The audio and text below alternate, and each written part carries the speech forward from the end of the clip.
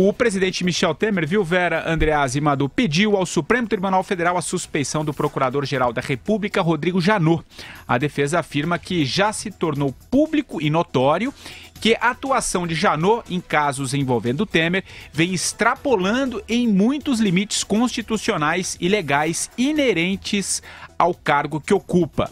Os advogados do presidente apontam ainda o inusitado e incomum interesse na acusação contra o presidente e na condenação em eventual ação penal. Mas mais cedo, viu, Vera, vou começar o tema com você. Na última reunião da Associação dos Procuradores da República, antes de deixar o cargo, Janot evitou falar dos ataques do ministro Gilmar Mendes, a gente falou muito aqui ontem no programa, né? Mas desabafou sobre o trabalho do Ministério Público. Eu tenho um trechinho do que disse o Janot há pouco. Coloca aí, Reginaldo. Todo dia pela manhã, eu repito para mim, o dia fácil foi o dia de ontem. Isso tem levado a minha vida profissional e pessoal com esse norte, né? Então fica aí a palavra de alento aos senhores, de apoio, né? E lembrem-se disso, o dia fácil foi o dia de ontem. Esse aqui é arrancar uma flecha ali, velho. Além de arqueiro, Janot também é leitor de manual de autoajuda. Vocês estão vendo, né? A gente vai descobrindo cada dia mais facetas do Procurador-Geral da República. Bom, esse pedido de suspeição eu acho que era algo previsível, esperado, né? Eles vêm numa crescente retórica, tanto do lado do presidente e seus aliados, quanto do lado do procurador. Virou realmente um embate, virou um embate pessoal, com contornos pessoais, e eu acho que está dentro de uma linha de defesa do presidente de colocar em suspeição todo o trabalho da Procuradoria-Geral da República no que se refere à denúncia contra o Temer, desde acolher a fita clandestina do Joesley Batista, até lhe conceder benefícios exacerbados, exagerados para uma delação premiada, e passando pelo fato de dizerem que não há provas, de que os áudios foram mexidos. Eu acho que pedir a suspeição do Procurador-Geral da República era uma escalada natural, né, que a defesa já tinha dado a entender que poderia fazer isso. A gente mesmo disse aqui, eu disse na coluna e disse aqui, que ele, uma vez deixando o cargo, vai estar sujeito a uma série de queixas-crimes e uma série de processos, ele já não só por parte do Temer, como de outros que ele acusou. Eu acho que isso faz parte do trabalho do Procurador-Geral da República. Não é muito diferente, por exemplo, da estratégia do ex-presidente Lula para com o Ministério Público. É colocar em suspeição o trabalho, dizer que existe uma perseguição pessoal, dizer que existe uma perseguição política. Eu acho que isso é normal desse embate entre o Ministério Público e os políticos, ainda mais nesse momento em que a Lava Jato vai se encaminhando para um desfecho, né? Ela vai se encaminhando para chegar nos chefes de cada um dos seus núcleos. Então é natural que essas crispações aumentem. Eu acho difícil que isso surta algum efeito. Não acredito que o Supremo Tribunal Federal vá acolher esse pedido de suspeição. Nunca vi acontecer, ainda que o relator fosse o Gilmar Mendes, eu não acho que se chegaria a esse ponto, porque é da natureza do trabalho do Ministério Público essa escalada verbal, chegar a... Como é que você falou aí que eles disseram? Que chegou ao... tornou público e notório que a sua atuação de Janot extrapolou os limites constitucionais. Constitucionais inerentes ao cargo que ocupa. Não há limites constitucionais inerentes a esse cargo, no caso de você acusar alguém, porque o seu trabalho princípio é acusar. Então, nisso aí eu acho bobagem, eu acho a alegação frágil. Mas ela era previsível no corpo a corpo que se estabeleceu entre os dois, Patrick. Ô Madu, você acha que há alguma possibilidade do Supremo acolher esse pedido aí da defesa? Olha, do Supremo Tribunal Federal se espera qualquer coisa, ainda mais, né? Você tem lá tipos como Dias Toffoli, Lewandowski e...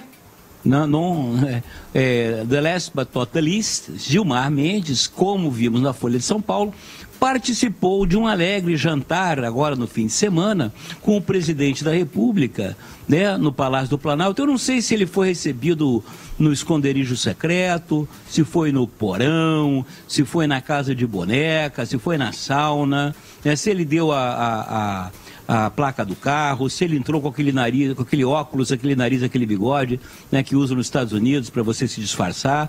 Mas o Gilmar Mendes jantou com o presidente da República, Moreira Franco, que foi a fonte dessa história toda, que revelou essa história toda, e eles foram lá para armar justamente isso. Eu gosto de ver sempre the big picture, né? A panorâmica. E, evidentemente, é mais um movimento dessa turminha que quer abafar a Lava Jato, né? Que utiliza-se do Janot. Eu não sei até que ponto o Janot é copartícipe, né, dessa história toda, mas, enfim, toda uma armação para desmoralizar a Lava Jato, né, para desmoralizar. Se você desmoraliza o Janot, se você desmoraliza a Procuradoria-Geral da República, você desmoraliza por tabela todo o resto das operações. Essa é a intenção do nosso querido patriota, este homem ínclito, né, esse juiz fenomenal que chama-se Gilmar Mendes, né, que tem realmente tem cabeça de camarão, né, o cérebro dele tem cabeça de camarão. Mas, enfim, eu vejo nesse movimento um movimento de abafa, muito sério, né, para cima dos interesses da sociedade brasileira. É grave, gravíssimo. Né? E eu acho que o presidente da República, né, ao fazer esse tipo de queixa, de petição ao Supremo, ele se esquece que recebeu o Joesley Batista, né, de maneira secreta, no Palácio, né, na calada da noite, e que depois esse mesmo indivíduo ele chamou de bandido. Eu não vou nem entrar na natureza, no conteúdo da conversa. Né? Esses que são os fatos. Então você vê também a que ponto chegou a bagunça, né, das narrativas, para entrar na palavra do modo, do Brasil. Né? Agora cada um conta a sua história e nós, o povo, a gente que acredite daquela que quiser. Né? A verdade é sempre a última, né, que se contou. Infelizmente é isso aí, e temos que ficar atentos, senão a gente vai pagar o pato mais uma vez. O que você acha dessa história toda, Andreasa? Não, Andreasa. Essa escalada contra o Janot decorre da percepção evidente, não precisa ser nenhum gênio, a percepção de que ele acabou, né? De que há o fim da linha para o Janot. Ontem, o Gilmar Mendes, naquele ataque de tom excessivo. Hoje, a defesa do Michel Temer. O Janot se colocou numa posição acuada. E seus adversários, porque é disso que trata. Ele, inclusive, na condição de Procurador-Geral da República, é responsável por isso, porque muitas vezes se comportou como tendo adversários, como tendo inimigos, e não sendo aquele responsável por propor denúncias por cima institucionalmente. Ele mesmo se expressa quando fala de arco e flecha, de bambu, ele mesmo se coloca em guerra, escolhe adversários. A jogada do Temer ao escolher Raquel Dodge naquele momento, sem dúvida nenhuma antecipado, muito rapidamente, a cada dia mais se mostra certa para o Temer. Ali ele desqualificou completamente o Janot, e o Janot começou a perceber isso. Vejam, se o Janot fosse aquele guerreiro do povo brasileiro que surgiu depois do impeachment da Dilma, se ele ainda fosse aquele valente, né, que surgiu de repente, ele teria apresentado a segunda denúncia contra o Temer, teria a denúncia pronta e a teria apresentado na quinta-feira. Se não na própria quarta-feira passada, quando o Congresso rejeitou, quando a Câmara rejeitou a denúncia contra o Temer. Aquilo era o que se esperava do Janot, guerreirão, valente. Só que ele não tem mais nem força, nem substância, porque, repito, espera ainda pela delação do Eduardo Cunha, sobretudo a do Cunha. Na entrevista à Folha, da qual a gente falou ontem, a Vera falou muito, ele até usa uma imagem, né, a de que ele cria patamares, né, o Eduardo Cunha está aqui, né, numa posição elevada. Se ele apresentar nomes daqui para baixo, não me interessa, tem que ser daqui para cima. É praticamente dizendo que a delação do Eduardo Cunha depende de entregar o Michel Temer. Então você escolhe o adversário numa posição enfraquecida, com sucessora já determinada, é exatamente isso que vai acontecer. Os caras vão para cima dele. Ele é responsável por esse cenário de que o Madureira falou. É verdade, tem muita gente querendo atrapalhar a Lava Jato, tem muita gente querendo desqualificá-lo, mas ele é o principal fornecedor de munição para esse cenário. Fornecedor de flechas. Né? Só mais uma. Vera. Diga. Vera, por isso só mais uma coisa. Que o papel dele é dúvida. Sobre a poesia do Janot, né? a poesia fácil, né? O dia fácil foi o de ontem. Pode ter sido. E aí ele repete, né? Fala duas vezes, porque ele achou que estava num momento de grande elevação intelectual. Aí ele fala, o dia fácil foi o de ontem. Muda o tom. Agora, difícil pro Janot mesmo vai ser o dia de amanhã. Pode ter certeza. Ele diz o seguinte, o Mariz, na petição em que pede a suspeição do Temer acerca da sua posição de arqueiro. Flechará, pois tem a caneta, se os alvos forem reais ou meramente fruto de sua imaginação. Portanto, quixotescos, pouco importa. Importa atirar. Aliás, dando bem a dimensão de sua obsessão acusatória, ao ser perguntado se havia prova cabal contra Temer, respondeu que ninguém vai passar recibo. Esse tipo de prova é satânica, quase impossível. Confessou a inexistência da prova. Portanto, provar é o de só menos, o importante é flechar.